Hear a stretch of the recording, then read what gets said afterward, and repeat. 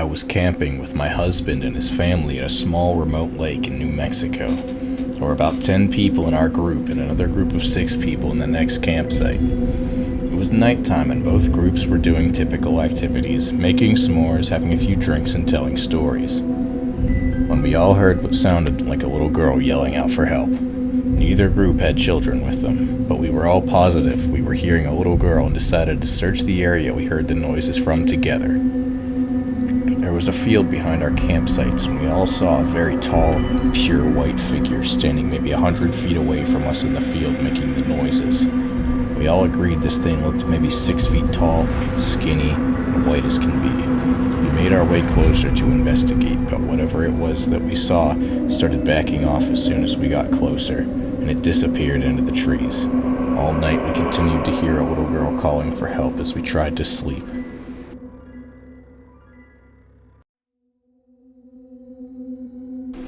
I'm a psychiatric nurse, and early in my career, I worked at a residential mental health facility. One of our residents was an elective mute, which means that he couldn't talk, but there was no medical reason as to why. He had spoken earlier in his life and in fact seemed quite normal back then, with the exception of being close to 7 feet tall. He'd been raised in the Deep South and joined the military when he was 19, but one night he vanished. He was declared AWOL, and eventually he was declared missing and dead. 10 years later, a 7-foot-tall man walked into a VA hospital emergency room in my part of the Midwest. He said to the receptionist, "My name is Marion Duchenne, and I've been dead for 10 years. Those were the last words he ever spoke. He was covered with dust, and he was wearing the same clothes he'd been reported to be wearing the night that he vanished. His social security number had not been used, and he had no identification on his person. However, they were able to identify him, I guess via fingerprints. The family was notified, but they said they had already grieved their lost man, and that whomever was claiming to be him simply could not be. They demanded not to be contacted again." Marion paced all day, every day, moving his mouth that looked like talking or muttering, but no sound came out. He had an unnerving habit of throwing his head back with his mouth wide open, as if he were laughing heartily, but not even a breath could be heard. If I talked to him, he appeared to listen, periodically throwing his head back, and that laughter mimicking way of his. Various medications were tried, but they did not affect him either positively or negatively. Occupational therapy did nothing because Marion would just grin. Unless told to stay put, he'd get up and start pacing again. On my last day at that job, the last thing I saw was Marion pacing in the parking lot, throwing his head back to laugh. Later, I wondered if all along I'd been dealing with a ghost. All these years later, I still don't know.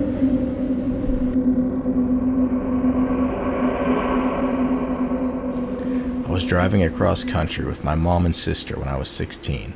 My sister was about 20. It was late, but we were well rested and still alert. We were driving along an interstate and needed gas and a bathroom break, so we stopped at the only rest stop within 200 miles.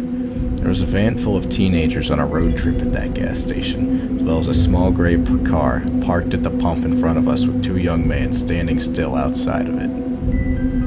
When we got there, everything felt wrong. We'd been on the road for days and seen many rest stops at night, and had never been afraid until then. My mother and sister went inside, and I stayed in the car. I heard the teenagers say they were creeped out and couldn't get the pump to work, and they left in a hurry. I was watching the car in front of us, and the 2 men had not moved at all, not 1 inch. They weren't talking, they weren't on phones.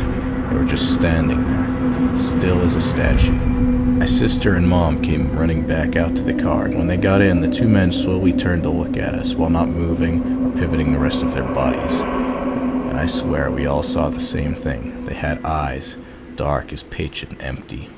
Truly empty, not black, not reflecting any light at all, just a void. We sped out of there and didn't stop until we were in the next city.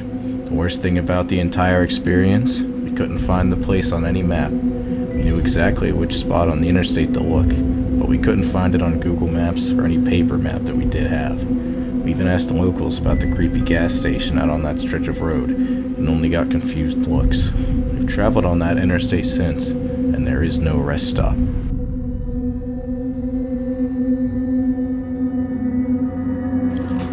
driving my friend's really old beat-up Subaru through a massive graveyard.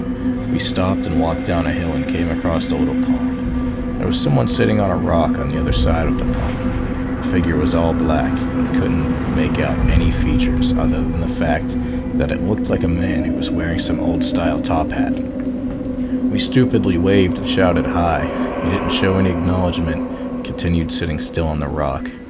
All of a sudden, he jumped to his feet, started running to us on the water, and then vanished in thin air about halfway across the pond. My friends and I screamed and ran back to the car. The car wouldn't start. We heard something banging on the back window of the car. It wasn't a constant bang, but every few seconds or so we'd hear it. Nobody was outside from what we could see in the dark, but something was making a noise on the rear window. I opened my phone and started dialing my mom to come give us a boost, but I had no service. None of us had any cell service. The next 30 minutes were spent trying to get her car started. No banging was heard afterwards, but we felt this heavy pressure around us. Finally, the car started and she hit the pedal to the metal. We sped out of the graveyard so fast, immediately crossing the gates. All of our phones regained self-service. One thing I know for certain is that someone or something was out there. It was not an animal, and it was most definitely not a human.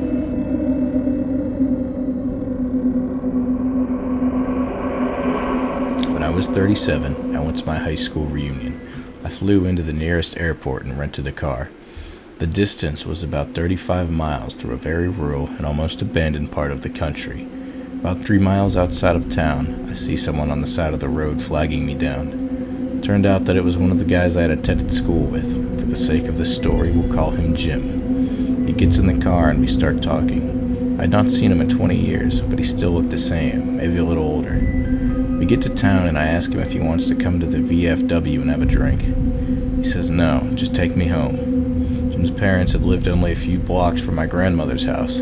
I turned in that direction, but he said to take him to the outskirts of town. There was a mobile home park out there, and I figured that is where he lived. When we reached the end of the turn off, he said, just drop me here. It was good to see you again. He walks off into the night.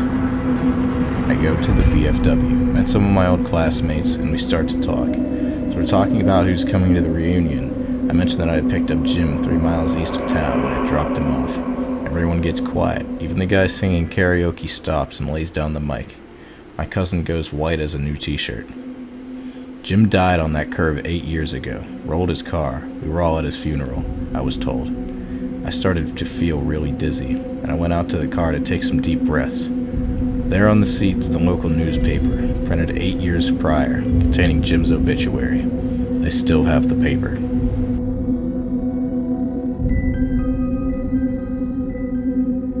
After we moved into our home, we were told a woman had died there at the hands of her abusive husband. She hated men. My dad would wake up with scratches all over him. Whenever my brother was mean to my sister or I, he would have scratches on him as well.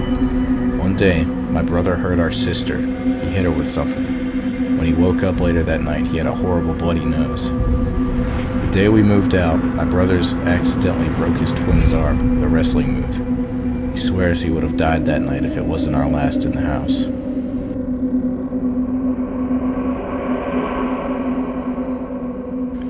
I worked as a forensic nurse in a hospital's lockup unit.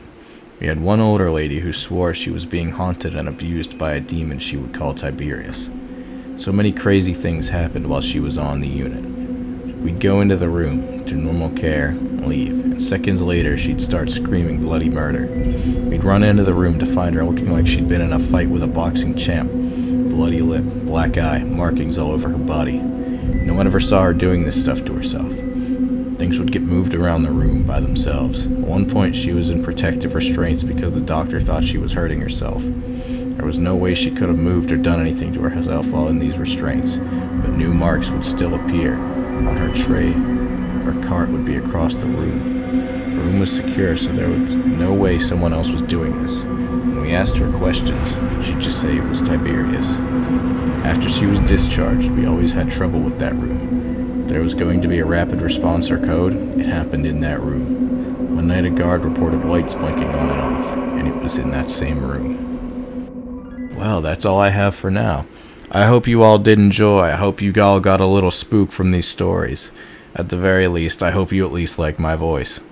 I think it's pretty okay. Anyways, if you guys did enjoy, leave a like, leave a comment, do a subscribe, and I'll see you all in the next video.